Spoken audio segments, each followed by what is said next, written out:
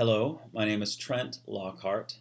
I want to begin by sending a warm aloha from the beautiful state of Hawaii, and I want to thank you for viewing this video presentation as a part of my application to the Air Force chaplaincy. Fred Craddock, a great preacher in my denomination, the Christian Church, Disciples of Christ, offered some good rules to live by. He used to say, "Live simply, love generously, serve faithfully, speak truthfully, pray daily, and leave everything else up to God." As I prepared to record this, those words kept coming back to me. In particular, that phrase, serve faithfully. For me, the Air Force called well before the chaplaincy, and when it did, it called in the name of service to country. My faith taught me through the words of Jesus in the Gospel of John that no one has greater love than this, to lay down one's life for one's friends. As I pursued how I might serve faithfully, I remember my grandfather, who had served in the Far East Air Forces during the Korean War. I remember him encouraging me, lobbying hard for me to choose the Air Force as the place for me to serve. So when I enlisted in the Air Force, for me, it was about faith, it was about family, and it was about a life of service. And through it all, I believe God was guiding my footsteps. And in 2015, during and after a deployment, God's call in my life became clearer. When I first read the words pastor to some and chaplain to all, I started asking if I might be called to serve in a different way. I was loving my job as a trombone player in the Air Force bands, but I felt drawn to the spaces where airmen were struggling, spaces like hospitals and hostile territory. The military chaplaincy represents, for me, a sacred duty to support the men and women who embody Jesus' call to love with their lives. The women and men whose inherent value far exceeds the most advanced equipment we will ever buy, and who have sworn to protect the values in our Constitution.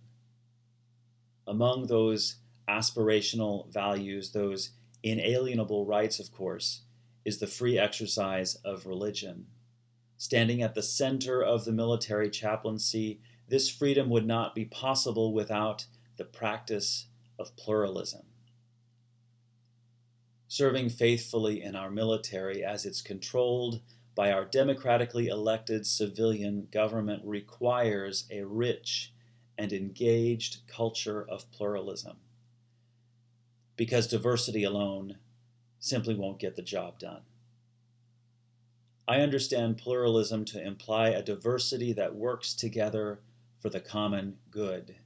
It reminds me of that motto, e pluribus unum, out of many, one. My role as a potential chaplain will be to care for the diverse spiritual needs which support the resiliency the force requires and make possible our commitment to the common good.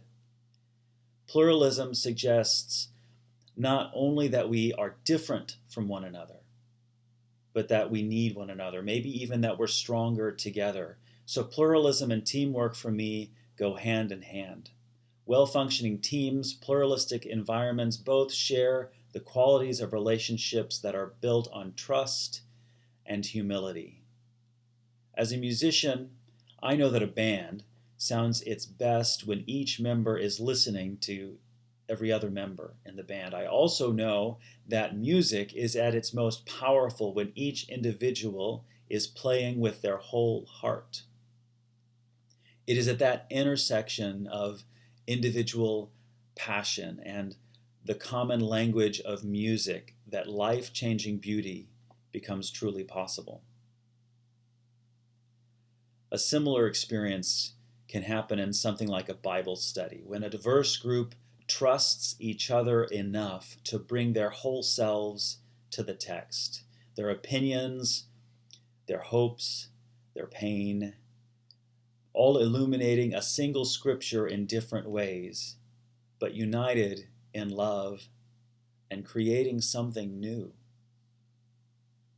My experiences on teams, whether it's been in a worship service or in an orchestra concert, have taught me that embracing diversity with a shared purpose enhances the potential for good things to happen, for transforming things to happen, transformational things to happen. For me, it's all about serving faithfully. It comes back to living simply, loving generously, speaking truthfully, praying daily, and leaving everything else up to God. I hope and pray for the privilege of serving in the Air Force chaplaincy, and I am grateful for this opportunity to apply. Thank you.